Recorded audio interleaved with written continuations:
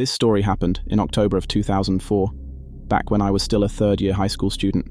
My friends and I stuck around the school, late at night, after our annual Halloween party.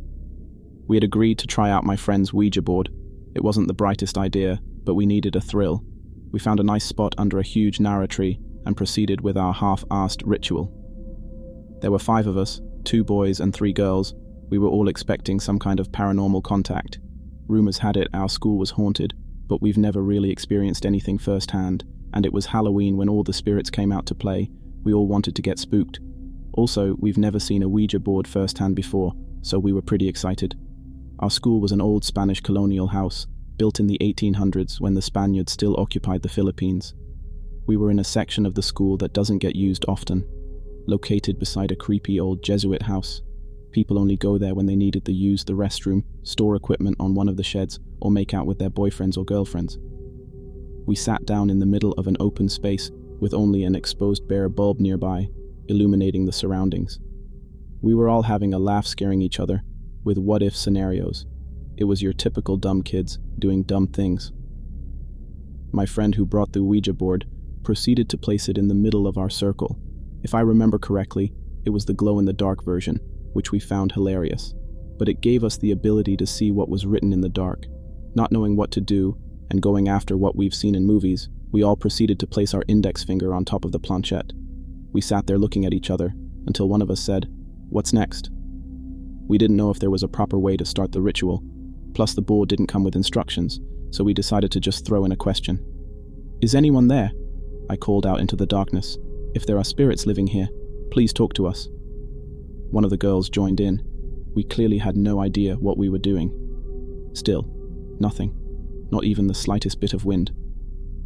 One of my friends jerked the planchette, and the girl who brought the Ouija board screamed, breaking the silence.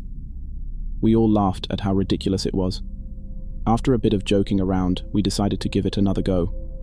We all placed our index fingers on the planchette once more and asked, "If there's anyone there, we would like to make contact." "Don't break the circle," one of my friends jokingly said. "Shut up," I whispered. We were just about ready to give up when the wind started to pick up. The stillness broke, and the darkness around us seemed to move. Just a coincidence, we thought. "Okay, don't break the circle," I yelled out. "Is anyone there?" I was excited. It was like a scene from a movie with dirt and dead leaves swirling around us. "Guys, I'm scared," my friend sitting beside me said. "My mom warned me about playing with forces we don't know." "Did you die here? Were you killed during the war? Are you the headless priest that roams these halls? Do you know Jose Rizal, our national hero? Are you a hottie?" My friend giggled. At this point, we were all throwing random stupid questions. "Nothing. This is bullshit. I don't want to do this anymore," my friend said, exasperated. We were all thinking the same. Just then, a group of dogs from the neighboring house started barking at us through the chain-link fence. These 6 dogs were growling and showing teeth. We all screamed and, without finishing the ritual, bolted right out of there. We didn't see each other until after Halloween break, and this is where the story gets creepy. One of the girls told us about a weird experience she had the night after playing with the Ouija board. She had gotten home late, after hanging out with her friends from the neighborhood, when she realized she forgot the keys to her house. So, she called her brother up, who was then still sharing a room with her, and what he said crept the hell out of her. He swore she was already home. He claimed to have seen her walk in a while ago, and that she looked really tired and saw her head straight to bed. Creepy, but no need to freak ourselves out, was all we thought. Besides, her brother must have just been tired and seeing things. But then my other friend started telling us about an encounter she had that Halloween night. She was going up to her room when the lights started flickering as she was ascending the staircase. Your typical horror movie visuals, shrug it off to faulty wiring. But just then she saw the door to her room open, and a dark figure stepped out and stood atop of their staircase. She couldn't make out the entity's face, but she recounted that she couldn't move and felt utter dread as the figure stared down at her. "No way," my best friend who just joined in the conversation said in disbelief. "Something happened to me as well." He recalled that he was sleeping one night when he woke up feeling really uncomfortable. He described his vision as having TV-like static, and a feeling of heaviness surrounded him. He looked around the room, and that's when he saw a bloody, charred face with piercing red eyes grinning at him through the window. I couldn't believe what I was hearing because I had an almost run-in with death that night. After the ritual, I was sleeping in our sedan on the way home after fooling around with the Ouija board when I felt our car jerk. I woke up instantly. Looking out the window, I found out that we've been hit by a huge oil tanker. I panicked and leaped out of the car. Luckily, my mum and I survived the crash since the front of the car was a total wreck. I still don't have an explanation why those things happened to us, but thank God nothing happened after that. I never played or gotten near a Ouija board ever since. I'm 14, and this happened to my best friends and I about 3 or 4 years ago. It was my friend, who I'll call Anna. It was Anna's birthday, so she had invited me and our other friend, who I'll call Sandy, to go to our school's park and hang out. Now you should know that our whole school is on top of huge sewer pipes and surrounded by woods. We were goofing off at the edge of the woods when we had found a trail we've never seen before, and being the troublemakers we were, and still are, we decided to go see where it led to. Sandy led the way, being as she was the most reckless of the three. Anna and I took it slower on the other hand, because we didn't know what we would find, where it would lead to, or what would happen. After what was about 5 minutes of walking, the path came to a small bend. We went around to see a small stream which had about a foot above it, one of the old pipe openings. It was open tall and wide enough where we could fully stand up in it. I remember things the older kids would tell Anna and I on the bus about these pipes. The one that scared me the most was about the pipe man.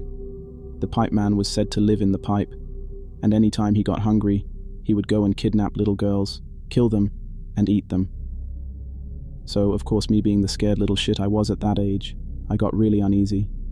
Sandy and Anna, though, they wanted to see what was down there, in the pipeline, and kept trying to convince me, until they did.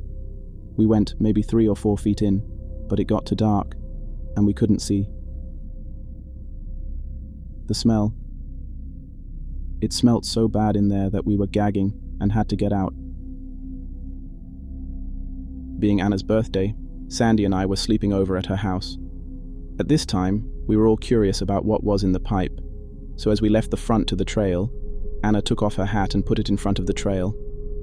We had planned on coming back in the morning, prepared this time. Her mom agreed to letting us go back. Another fact about these woods is, they wrap around and lead to the old state school cemetery, so that made everything creepier, knowing that there could be more bodies hidden in the pipe that there was no room to bury. The next morning when we go to the park and went to find where Anna had left her hat, it was gone. So we put it off as some jerky-ass kids took it. We still found the trail, of course, and couldn't hold our excitement or fear as we approached the bend. Putting on our mask so we couldn't smell the horrible smell. Turning on our flashlights, we entered. We walked pretty far down the pipe before things got weird. We could no longer see where we came in, and we were finding what we assumed to be animal bones, although Anna and I also kept the thought of the pipe man. Sandy, of course the leader, walked about 15 more feet ahead before stopping and screaming. Anna and I, of course, have never heard her scream like that before, and ran up to her. We looked at what she was pointing at and couldn't believe our eyes. It was Anna's hat. Her fucking hat was way down in the pipeline, covered in this red liquid. We ran out of there faster than we've ever moved before, leaving her hat behind. We made it out of the pipe panting and gasping for breath. Never have I ever been so scared. But the story doesn't end here. Before we even started back up the trail, we heard a branch snap behind us. I was the one to turn around to see a tall man who was very dirty looking and had very messy hair. We ran again all the way up the trail. As far as we knew, our worst fear came true. The pipe man was real. We could have been his next meal, but we were lucky enough to make it out alive, except for some scratches here and there from running into branches. Sandy, Anna, and I have never told anyone this, and we will all probably deny it if asked about it. The park has since been torn down, but the trail remains. None of us will go down there ever again, but Sandy and I have no problem playing sports right at the football and softball fields, just as long as there are adults there with us. So Pipe Man, if you're watching this, we best never meet.